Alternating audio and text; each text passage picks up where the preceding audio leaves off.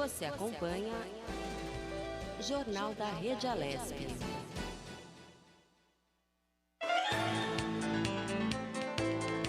Nessa quarta-feira, 13 de maio de 2020, a gente segue por aqui com muita informação desde as 9h30 da manhã, a gente repercutindo tudo o que acontece no Brasil e no mundo sobre a Covid-19, trazendo vários especialistas, né, Carol? Essa é a nossa prestação de serviço. Nós, jornalistas, estamos aqui trabalhando para levar a melhor informação para vocês. Toda a Rede Alesp também empenhada com os nossos repórteres na programação diária, né, Carol? Exatamente, a participação dos nossos repórteres com giros de notícias via Skype, enquanto a gente faz esse rodízio na redação hoje.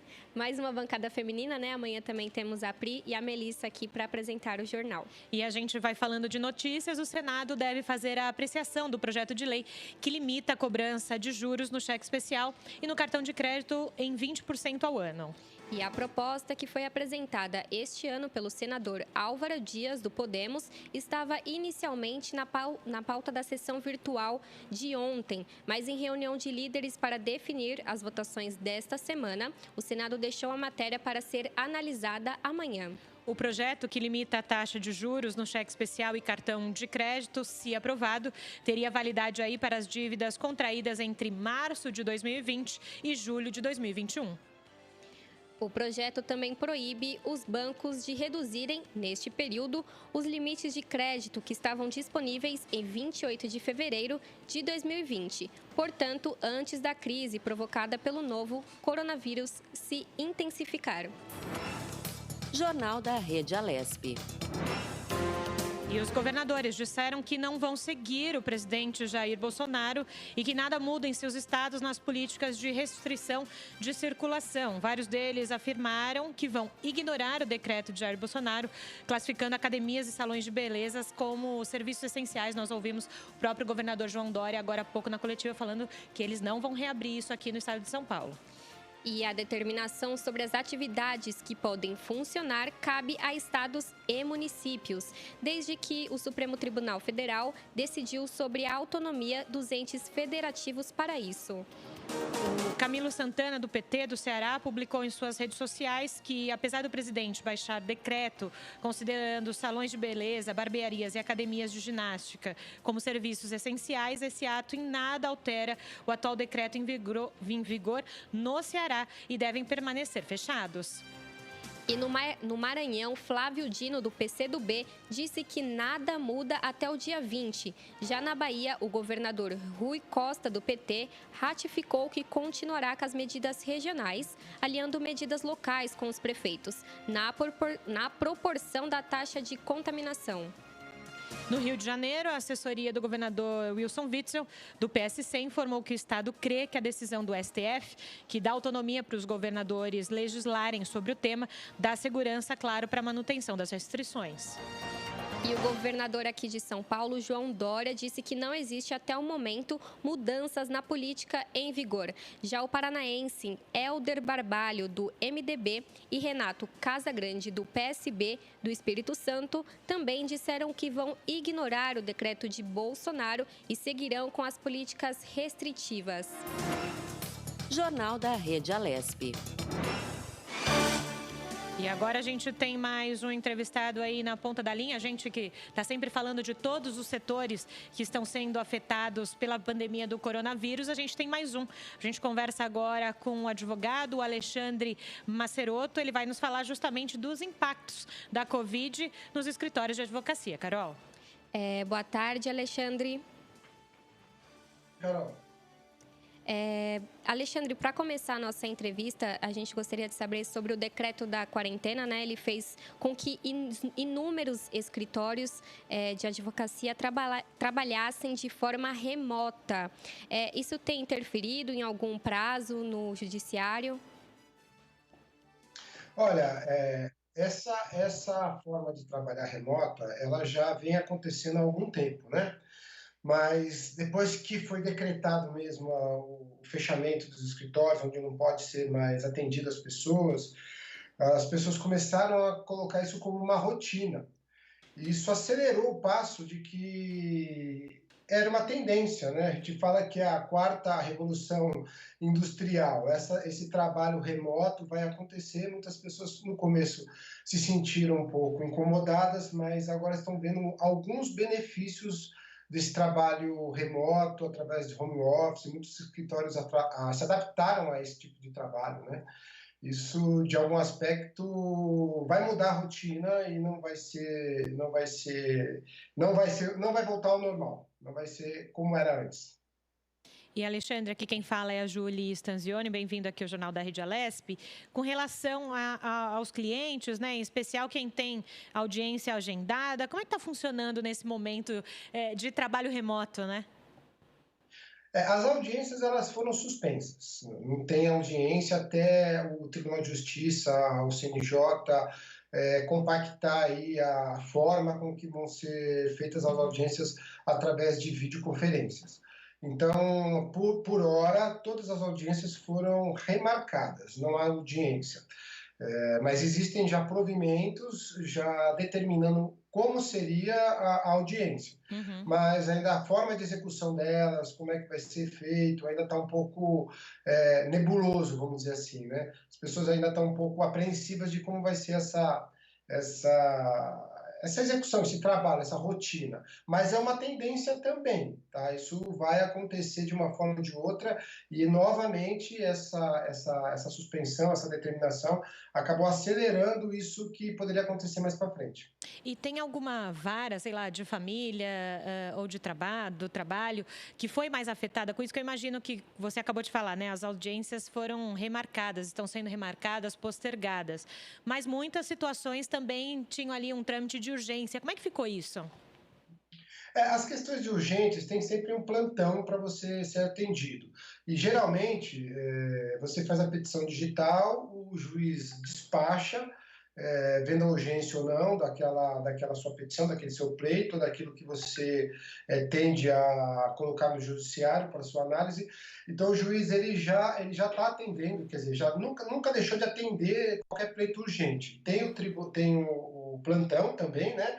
Se precisar, alguma coisa que tem que ser realmente feita, uma cariação, uma confrontação, mas geralmente acontece a própria petição já determina, já indica a sua urgência, o juiz já olhando aquela petição, os argumentos da parte, defere ou não.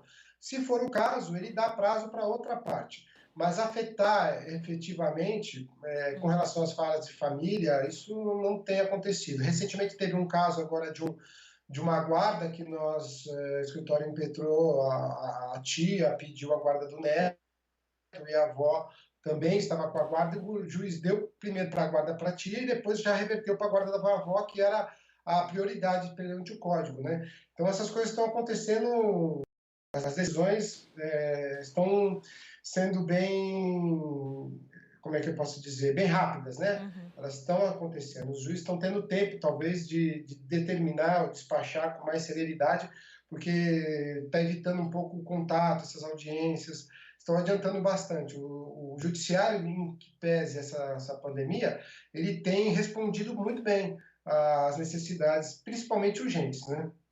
Alexandre, em alguns casos, por exemplo, na área da família, questão de reajuste de pensão, também guarda compartilhada, algumas mudanças elas estão sendo registradas e até mesmo vale uma conversa no WhatsApp, né? Ou uma carta de próprio punho, não precisa de uma determinação judicial, numa audiência no caso, e também questões trabalhistas, né? Isso é uma forma de agilizar agora nesse momento de pandemia, deve continuar com esse trabalho pós a pandemia?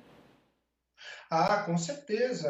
Isso é a tendência natural. Você falou muito bem. Intimações via WhatsApp, conversas, evitar papel. Se tiver que assinar algum documento, tem agora programas que você aceita e confere o documento e aquilo já vale como um aceite, uma assinatura sua. As audiências trabalhistas também, para acelerar, já estão fazendo com que as empresas respondam antes da audiência.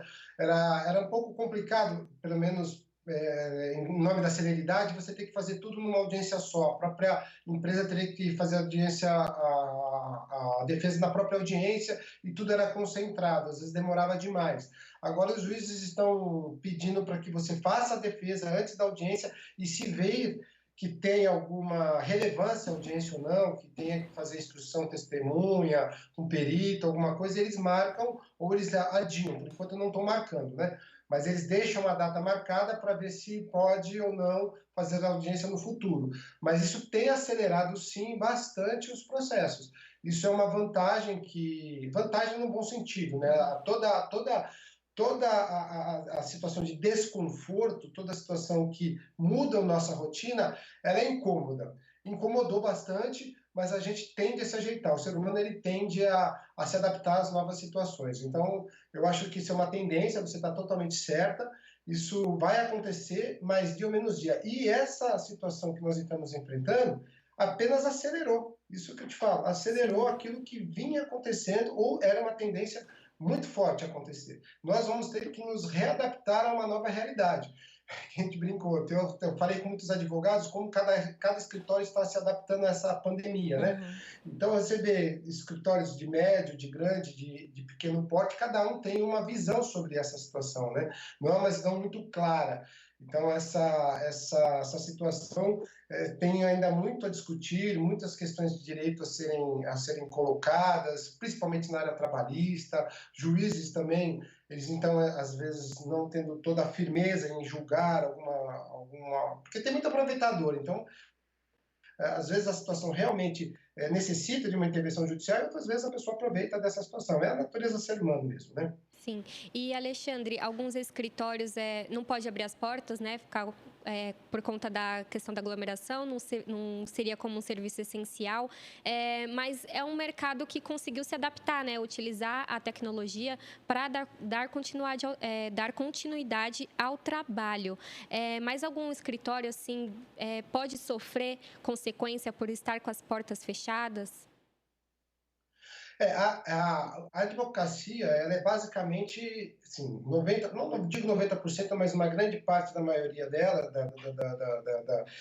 do exercício da advocacia, é você fazer uma petição, você fazer um contrato dentro de um computador. Então, essa rotina pouco abalou, porque você dentro de casa, dentro do escritório, isso vai acontecer naturalmente. Às vezes a pessoa trabalha até mais à noite, é até melhor trabalhar à noite. Então, esse home office, essa questão de você trabalhar com o escritório fechado não atrapalha. Porém, muitos escritórios, como eu falei, alguns acham que até fechar o escritório economizou, porque economiza com um pouco de vale de transporte, refeição, às vezes os gastos que tem o escritório em si, né, colocando os advogados trabalhando em home office, e esses programas, esses aplicativos de conexão remota, isso ajuda a fazer as reuniões internamente nos escritórios. Então, a parte interna do escritório, eu acho que não ficou muito abalada, mas a parte com relação ao atendimento de cliente, a rotina de um escritório que tenha ação trabalhista, que tenha um contato com o cliente, a pessoa mais simples, mais humilde, que necessita ver o advogado, que às vezes tem dificuldade de falar ou mandar um documento pelo WhatsApp, pelo e-mail, isso realmente atrapalha os pequenos escritórios ou os escritórios realmente que fazem essa parte trabalhista ou que tem esse acesso com o público com menos possibilidade de renda. Mas, com relação a outros escritórios grandes, eles atendem através desse mesmo sistema e não vejo muito abalo com relação a isso. Porém, existe uma necessidade do contato com o cliente. É o contato do ser humano, de sentir como ele sente, sentir a causa dele, sentir a dor dele. E, às vezes, ele toma o advogado como um psicólogo, né? E conversa, e às vezes pelo Zap se estende muito e pode atrapalhar a rotina. Mas atrapalha um pouquinho. Mas, de qualquer forma, isso vai ser também novamente uma tendência.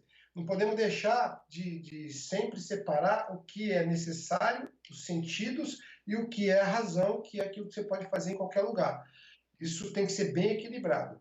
E os escritórios têm que se adaptar a essa nova mudança. Alexandre Masserotto, advogado, contando para a gente como é que está funcionando o setor nesse momento da Covid. Obrigado pelo seu momento aqui, explicando como é que está o setor aqui no Jornal da Rede Alesp. Muito obrigado a você. Te agradeço pela entrevista. Pois é, né? Todos os setores da sociedade sofrendo adaptações nesse momento da Covid, mas você viu que ali os advogados estão conseguindo, nesse momento, continuar seu trabalho e o seu diálogo com os clientes, né? E vamos falar de notícia aqui mais um pouco, solicitando o adiamento da data da prova do Enem, do Exame Nacional do Ensino Médio, né, o Enem de 2020, a União Nacional dos Estudantes, a UNE, e a União Brasileira dos Estudantes Secundaristas, a UBS, entraram com mandado de segurança no Superior Tribunal de Justiça. E o pedido liminar foi protocolado na última segunda-feira, desde a divulgação do cronograma do exame pelo Ministério da Educação, o MEC. A UNE e a UBS lançaram a campanha Adia Enem. A petição online pelo adiamento da prova já conta com quase 160 mil assinaturas.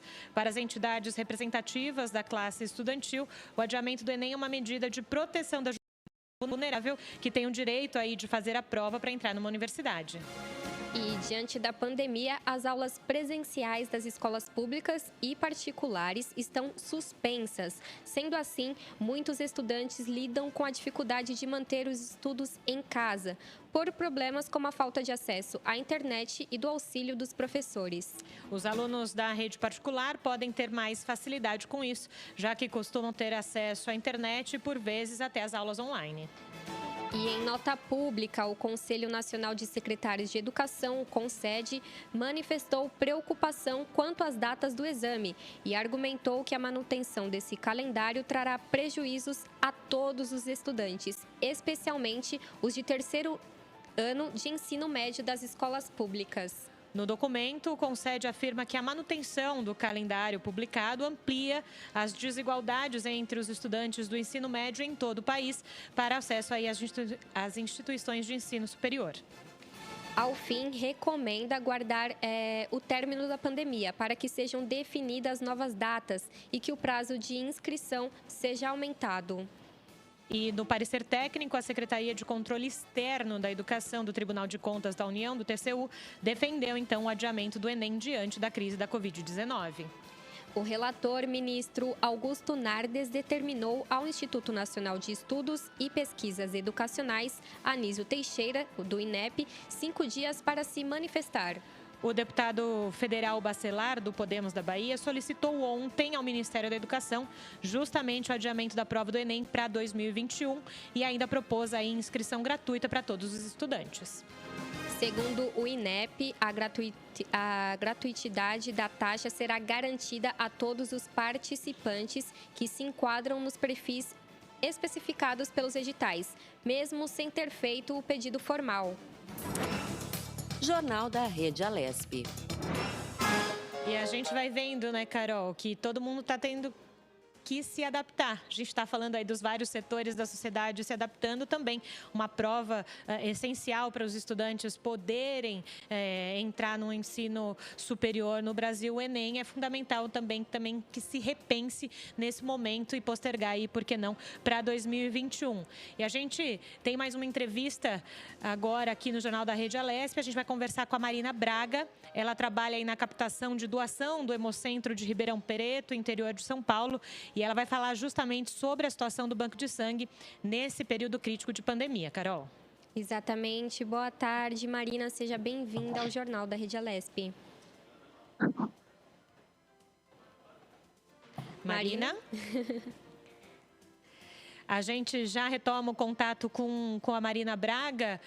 Carol, é muito importante a gente falar que nesse momento de pandemia, de cuidados com a saúde, os hemocentros vão vivendo uma situação também crítica. A gente sempre fala, já ouviu falar de notícias de que os hemocentros em todo o Brasil, aqui no estado de São Paulo, precisam dessa ajuda, precisam da doação de sangue, né? Então, nesse momento, ouvir como é que está a situação no interior de São Paulo é de suma importância aqui, Carol.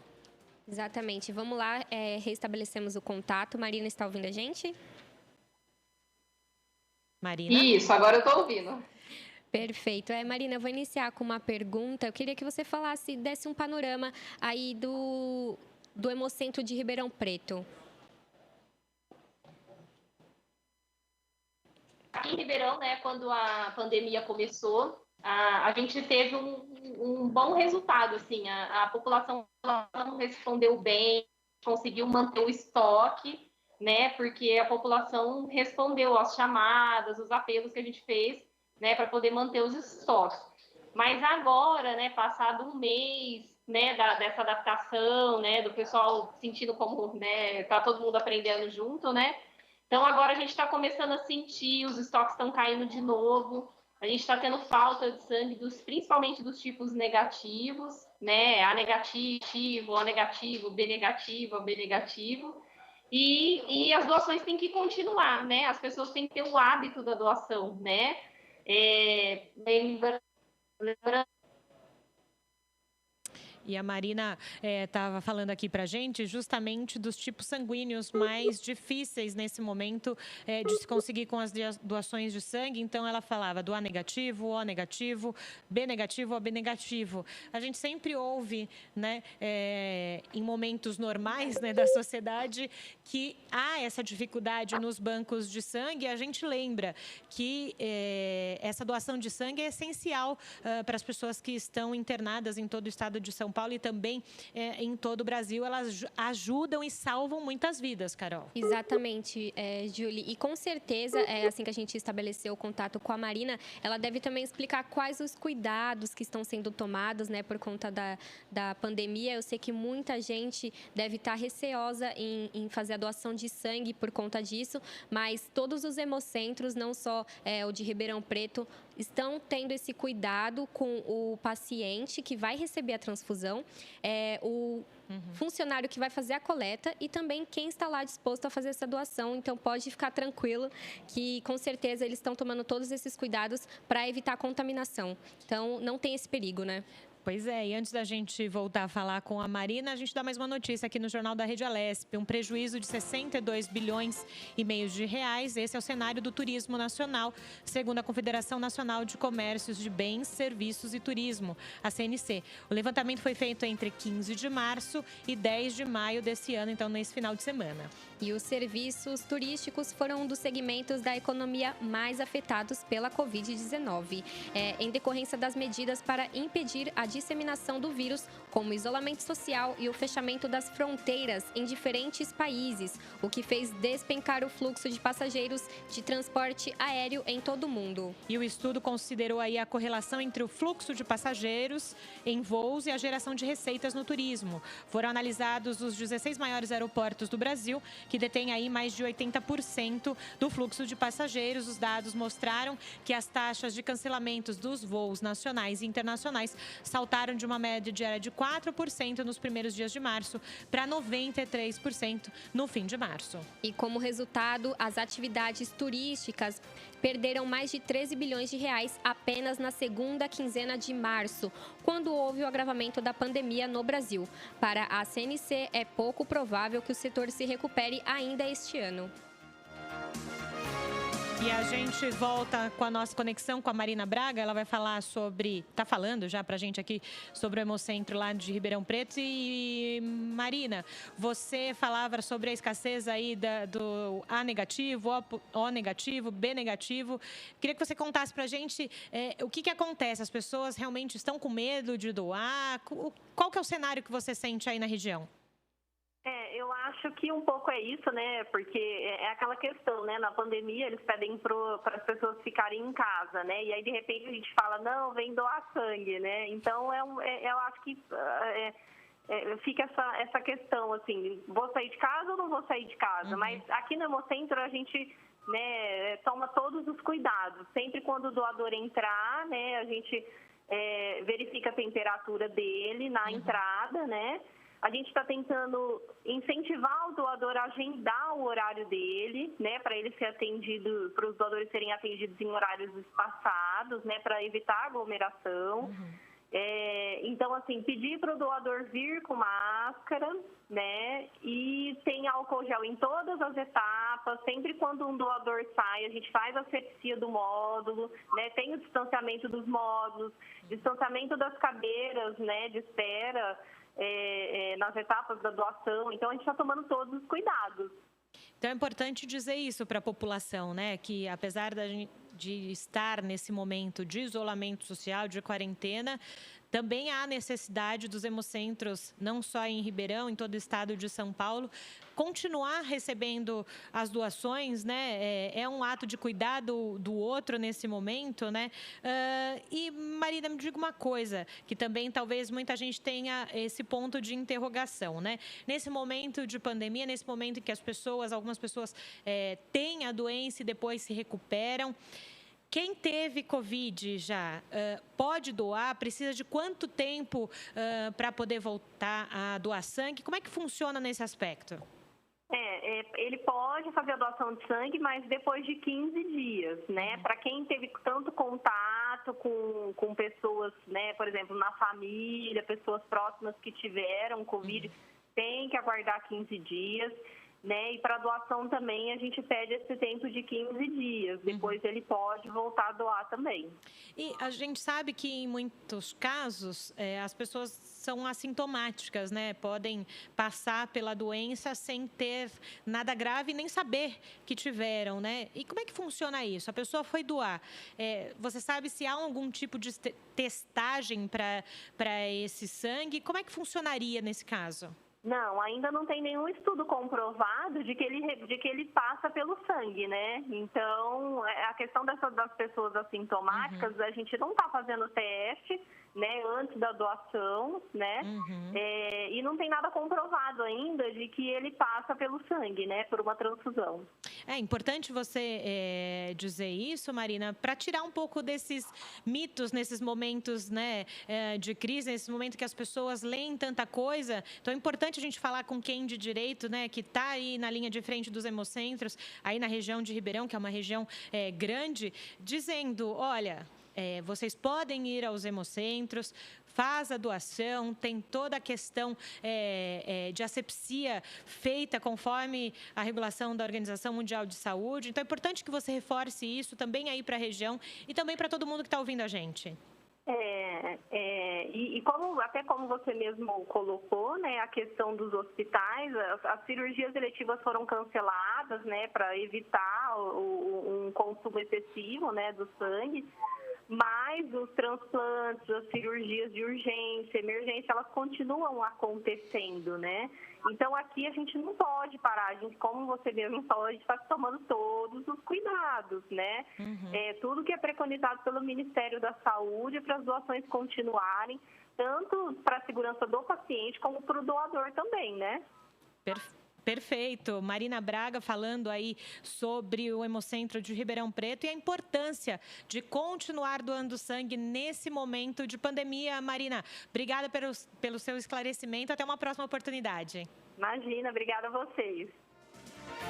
Tão importante o que a Marina falou pra gente. As pessoas continuam precisando dos sangues em todo o estado de São Paulo, em todos os hospitais. E a gente continua girando a informação por aqui. A turma da Mônica, da Maurício de Souza Produções, sobre a orientação de pesquisadores do Centro de Pesquisa em Alimentos da Universidade de São Paulo, lançou uma que reúne informações sobre como agir em relação aos alimentos durante a pandemia do coronavírus, causador da doença, né, da Covid-19. O FORC é um centro de pesquisa, de inovação e difusão, apoiado pela Fundação de Amparo à Pesquisa do FAPESP, na Faculdade de Ciências Farmacêuticas da USP.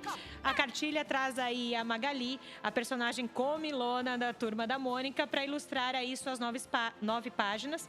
O material apresenta aí respostas para as dúvidas mais comuns, como higienizar os vegetais, frutas e legumes e os cuidados que devem ser tomados com as compras que chegam aí por delivery, entre outras. E é importante, a gente já falava da Turma da Mônica, que o Maurício de Souza ontem colocou nas suas redes sociais, em homenagem ao Dia da Enfermagem, né? Magali e Mônica como enfermeiras, né, renomadas e já conhecidas aqui no Brasil. Então, mais uma vez, o Maurício de Souza colocando a Turma da Mônica à disposição de um serviço. A gente sabe que a criançada gosta muito, né, da Turma da Mônica, então é importante que nesse momento todo mundo se ajude e todo mundo chegue aí para tentar fazer o seu melhor nesse momento de pandemia. O Jornal da Rede Alesp continua aqui trazendo todas as informações desde as 9h30 da manhã até daqui a pouco, 2h30 da tarde, todos os dias aqui no Jornal da Rede Alesp. A gente já tem um contato, mais um contato aqui no Jornal da Rede Alesp. A gente conversa agora com o educador físico, o Diego Destro. Diego, bem-vindo ao Jornal da Rede Alesp. Olá, tudo bem? Tudo bom? Boa tarde, Diego. A pergunta que não quer calar: dá para fazer exercício físico em casa nesse momento? Olha, dá. Não é o mais indicado, mas agora nesse momento que a gente está passando por uma pandemia, com certeza dá e tem que fazer, né? Tem que usar algumas estratégias aí, pegar alguma coisa que você tenha, se você já treinava antes, né? Ou usar só mesmo o peso do seu corpo. O fato é não ficar parado para evitar possíveis doenças crônicas aí, ou que isso venha a se agravar se você já tem algum tipo de problema, né? Mas dá sim para treinar em casa. Olha, você estava falando de usar aí o peso corporal, pelo menos é o que eu tenho feito em casa. Eu acho que muita gente tem feito isso, usar uma cadeira, usar o sofá, alguma coisa, para poder se movimentar. E até a gente conversava com o Dr. Flávio, imunologista, no começo do jornal, mais cedo, e ele falava da importância de ficar imune. E o ficar imune significa trabalhar corpo e mente. E fazer atividade física nesse momento é um jeito de relaxar a mente também, né, Diego? Com certeza, né? Você se manter ocupado, né? Por exemplo, quando começou toda essa quarentena aqui, eu sou uma pessoa que gosta de treinar muito, né? Sou suspeita a falar, sou personal, eu gosto muito de treinar. Mas como eu me vi na situação de estar em casa e não ter academia, não ter peso, não ter nada disso, e até mesmo para minha sanidade mental, eu dividi entre tarefas domésticas, que aí eu, assim como todo mundo deve ter, eu também tinha aquela listinha de afazeres que eu não fazia por falta de tempo ou qualquer outra coisa. Então, eu fui listando os afazeres domésticos e agregando isso à minha atividade física, que foi os treinos que eu comecei a fazer live na rede social, para me motivar e para motivar outras pessoas, que isso vem dando muito certo. Então, eu juntei as atividades diárias, né, da casa, e com um pouco de atividade física, igual você falou, levantar e sentar, talvez fazer um agachamento guiado, assim, como você falou, na cadeira, no sofá, enfim. Usei essa estratégia aí para me manter saudável físico e mental, né? E a gente sabe, você acabou de falar das lives e afins, né? A gente sabe que nas redes sociais tem muito aplicativo, muitas lives que auxiliam nesse momento uma atividade física guiada, porque também não pode ser feito da cabeça, né? Tem que ter alguém orientando em algum momento. Em qualquer rede social que você procurar aí hoje, vai ter alguém postando um treino ou fazendo alguma atividade. O que a gente tem que fazer se você já tinha uma prática antes, com certeza você vai conseguir realizar algum tipo de atividade física sozinho, independente de qual ela seja, que você consiga fazer dentro da sua casa. Agora, se você não tinha o hábito de praticar atividade física, isso passa a correr um certo risco, né? De você não saber o que fazer e possivelmente estar até se machucando. O que eu venho falando para os meus alunos mantenham-se fiel a pelo menos uma pessoa. Eu vou seguir aquele personal, aquele coach, aquele professor, então siga somente ele e tire as dúvidas com ele, se possível. A gente tem muito acesso aí. Eu tiro dúvidas de pessoas que me seguem e não cobro por isso. Eles já estão me seguindo, já estão fazendo, já ficam esperando o dia e o horário que eu vou entrar com a minha live e, eventualmente, eu tiro uma dúvida ou outra, sim. Então, dá para ser um treino que eu passo ali, não estou vendo a pessoa, mas, eventualmente, eu tiro alguma dúvida.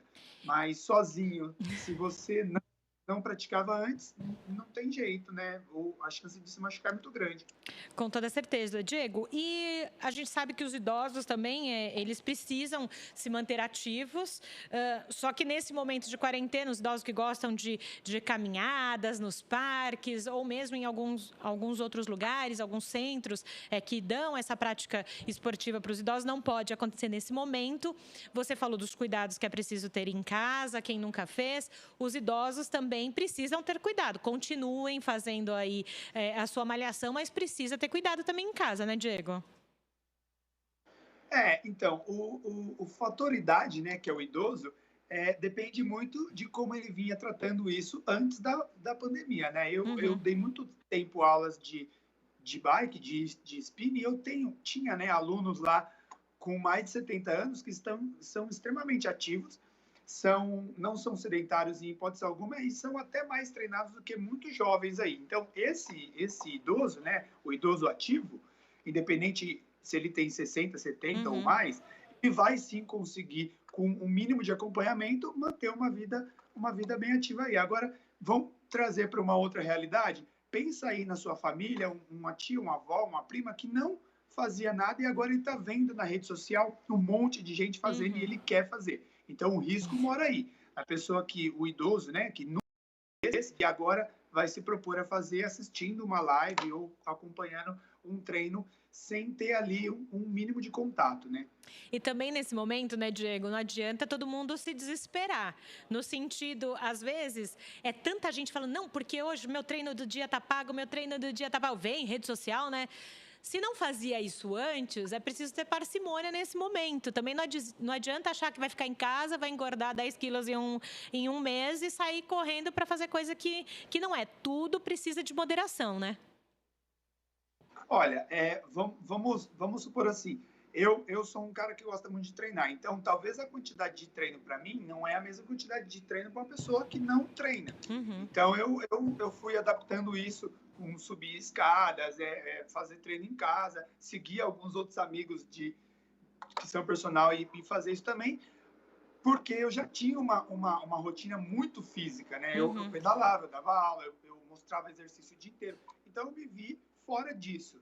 Agora, você pega uma pessoa que não fazia nada e agora, pelo fato de estar em casa e ter tempo, ela passou a fazer. Porque antes, só o fato de ir e vir do trabalho já gastava um pouco de caloria. Então, agora essa pessoa não gasta nem isso, né? De ir e vir do trabalho. Então, ela tem que ter uma parcimônia e fazer menos atividade física. E essa pessoa, com certeza que não fazia nada, ela vai emagrecer, ela vai talvez até ganhar massa magra, mas uma pessoa que já treinava, ela não vai ganhar grandes músculos aí, porque você nem está precisando disso agora, e muito menos talvez emagrecer ou engordar. Tem que sim manter uma alimentação saudável, né? Sem deixar de consumir aquele docinho ou tomar aquele vinhozinho que você tanto gosta. É isso mesmo, Diego Destro conversando com a gente, educador físico. Diego, obrigada aí pelas dicas e por chamar a atenção aí da população com relação a isso, tá bom? Obrigada. Obrigado eu. Pois é, então não adianta sair correndo para fazer tudo agora não, porque não vai dar certo, tem que se cuidar. E a gente continua dando informação aqui no Jornal da Rede Alesp com futuro indefinido. O Autódromo José Carlos Patti, conhecido aí como Autódromo de Interlagos, na capital paulista, completou ontem, dia 12, 80 anos da sua inauguração. Conhecido mundialmente em razão aí dos grandes prêmios de Fórmula 1, disputados oficialmente no local desde 1973, com exceção dos anos de 78, 91 81 a 89, quando ocorreram no Rio de Janeiro, Interlagos vive um momento de indefinição. Pode deixar de contar a partir de 2021 com as corridas da principal categoria do automobilismo mundial. A administração do autódromo também está com futuro incerto. A Prefeitura de São Paulo apresentou 2 vezes, desde o fim de 2019, o edital de concessão à iniciativa privada do complexo de Interlagos. No entanto, o Tribunal de Contas do município, o TCM, concluiu que o certame não tinha condições de ser realizado devido a uma série de detalhamento não apresentado pelo governo municipal e o leilão está suspenso desde o fim de abril. Quem não se lembra, né?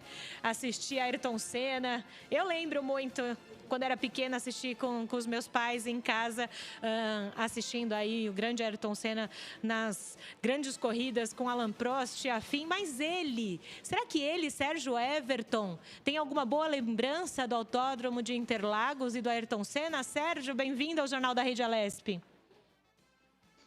Oi, Julie, tudo bem? Tudo. Eu estou ouvindo você falar aqui. Eu sim, né? Agora você é muito nova. Mas eu lembro quando era pequenininha da musiquinha. Tá bom. Era não vou cantar, não. Né? Bom dia aí a você, tudo de bom, cara. Parabéns aí pelo trabalho de vocês aí à frente do Jornal da Rede Alesp. Boa tarde, né? Boa tarde. Nós estamos na tarde, exatamente. Aos nossos ouvintes e telespectadores também. Bom, eu além de acompanhar, eu cobri, né? porque né, nessa época a minha área sempre foi esportiva, né? Então eu estava na Globo, tudo, eu cobri, inclusive a morte do Ayrton Senna, né? Eu acompanhei. Agora você não, você é muito jovem, você devia ter o quê? Uns 2 anos de idade? Não, tinha bem mais. E Ah, eu lembro tá de onde bom. eu estava no dia da morte. Enfim, quem não lembra no dia da morte do Ayrton Senna, onde estava, né? Então a gente lembra, não tem jeito. Olha, foi a maior tristeza que eu já vi na minha vida. Eu fiquei impressionado, né? Inclusive no cortejo, milhares e milhares de pessoas né, acompanhando o funeral do Ayrton Senna, né, que inclusive foi velado aí na Assembleia Legislativa, né? E o que O corpo do Ayrton foi para a Assembleia Legislativa. Quer dizer, o cara era um ídolo mesmo. Acho que foi o maior ídolo até hoje, né, conhecido no Brasil, foi Ayrton Senna, não tenha dúvidas, né?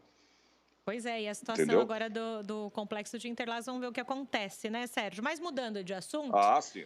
porque eu sei que você sempre é o portador de boas notícias com relação à Covid-19. Qual a notícia de hoje, Sérgio? Não, só para te dizer, eu também estava acompanhando aqui a coletiva do governador, né? Acompanhei aqui de casa e ele colocou muito bem essa questão aí dessa abertura, né, de alguns comércios, no caso aí de cabeleireiros, né? Dessa parte aí também de academia. Muito importante o que ele falou, realmente, academia, principalmente, né? É complicado você abrir uma academia, sendo que as pessoas tocam, né, em tudo ali. Você viu o médico explicando, né? Sim. Que você toca, né, transpira demais, né? Tudo isso sai do teu corpo. Isso pode, claro, infectar o próximo, a outra pessoa que está do teu lado. E a academia é aquela aglomeração, né? Muita gente fazendo exercício, então é complicado. E foi muito bem colocado isso, né? Infelizmente não tem como fazer, né, isso agora, na situação que a gente está passando, entendeu? O governador, né, frisou muito bem isso. Não que não se queira, né? Não pode, esse é o problema, porque isso vai prejudicar as pessoas, né? Quem está, inclusive, aí cumprindo rigorosamente a quarentena, que é o que tem que ser feito, não só alguns, mas todas as pessoas, algumas pessoas, mas todas, né? Essa é a grande verdade. A questão do rodízio também, né, que foi colocado, né, muito bem colocado nessa situação, não se alcançou, né, desde segunda-feira, que foi o primeiro dia desse rodízio, a porcentagem ideal, né, para que se acabasse, né, já no primeiro dia ou terminasse com esse rodízio, mas é impossível, né? Não se atingiu aí a média, pelo menos mínima, de 55%, né? Se cogita até 60%, mas a cidade aqui de São Paulo ela não atingiu nesse isolamento social com o novo rodízio aí que começou na segunda-feira, né, implementado pela prefeitura. Na segunda, que foi o primeiro dia, o sistema de monitoramento inteligente apontou, olha só, 49% das pessoas que respeitaram aí a quarentena. A diferença é mínima, né? Pra você ter uma ideia, é bem mínima. O índice na capital, na segunda-feira, foi superior comparado ao da semana passada, né? Que oscilou entre 46, eu acho, 46, 48%, né? Mas ainda, claro, considerado abaixo, né, do necessário, né? Do mínimo aí necessário. Então, ainda está complicado, né? Essa situação. Então, foi muito bem colocado isso. As pessoas têm que ter essa consciência, né? Não dá para brincar, entendeu? O rodízio, claro, isso também, por outro lado, foi colocado a questão de coletivos, né? Que acabou também aumentando, né? As pessoas pegando ônibus, tudo, mas tem que ser feito, gente. Não tem o que fazer, né? Essas medidas tomadas aí pela prefeitura, né, tem que ser cumpridas, porque senão não vai adiantar. Essa curva do coronavírus não vai cair, não vai descer, né? Não tem o que fazer. Então é preciso ter consciência, né? Não sair de casa. As pessoas vivem dizendo, as autoridades, né? As autoridades sempre falando isso, falam, olha, fique em casa, não dá para você sair, né? Enquanto não tiver uma descoberta aí melhor, ou uma vacina. Eu sei que vai demorar um pouco, mas pelo menos para poder essa quarentena terminar, né? Se as pessoas não contribuírem, não tem como acontecer isso, né? Não tem jeito. E outra coisa, olha, pesquisadores descobriram que o coronavírus pode entrar, você sabia dessa, pelo corpo, através dos olhos. Não sabia, Sérgio. Sabia disso, Diogo? Não sabia, pois não. São pesquisadores lá da Universidade Johns Hopkins, né? Essa universidade é que que fazem, né, eles fazem pesquisas aí direto, descobriram que esse novo coronavírus pode entrar, sim, no corpo humano pelos olhos. Esse estudo se baseou numa análise aí dos olhos de pacientes mortos, né? Nesses órgãos foram constatadas presenças de células aí, né, que expressam a proteína. Essa proteína são necessárias para que o coronavírus se multiplique nas células humanas. Portanto, né, até isso, olha só as informações que a gente vem tendo aí. Até através dos olhos, né, o coronavírus pode entrar no corpo humano. É isso que eu tenho para hoje, Diogo. É o que a gente vai falando, né, complicado. Sérgio? Cada dia a gente vai descobrindo uma nova faceta do vírus, né? Não tem jeito. As coisas são muito novas em todo momento para a gente. Então, por isso que a gente diz, fique em casa. É o mais importante, né, Sérgio? Ficar em casa nesse momento. Exatamente. Não tem jeito. Sérgio, Everton, obrigada pela sua contribuição de hoje aqui no Jornal da Rede Alesp. Tá bom, imagina, estamos juntos aqui, né, esperando o mais breve possível acabar, né, com essa pandemia. Se Deus quiser não, Deus quer, isso vai passar. Pois Abraço a todos vocês aí e até a próxima. Abraço, Sérgio. Esse é o nosso apresentador e repórter Sérgio Everton, falando aqui também no Jornal da Rede Alesp, hoje, desde as 9h30 da manhã, trazendo muita informação para você que está em casa, em todas as nossas plataformas digitais também, todos os nossos repórteres imbuídos aí na informação de qualidade para você que nos ouve e nos assiste nesse momento. E não esqueça, você quer dar uma opinião ou sugestão para algum tema aqui do Jornal da Rede Alesp? Liga pra gente, manda pra gente lá no WhatsApp no número 11 98457 8129. Vou repetir o nosso WhatsApp, 11 98457 8129. Manda uma mensagem pra gente, uma sugestão de pauta. E lembrando, o isolamento social é muito importante. E aqui é o Jornal da Rede Alesp na luta pelo coronavírus. E a gente vai encerrando a edição de hoje, desta quarta-feira, 13 de maio. Na sequência, a gente tem o Tribuna Virtual com a Carolina Franca. Até amanhã.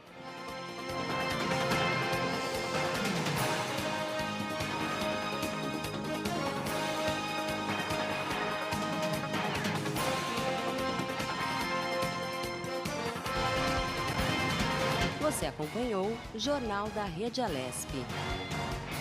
Tudo sobre o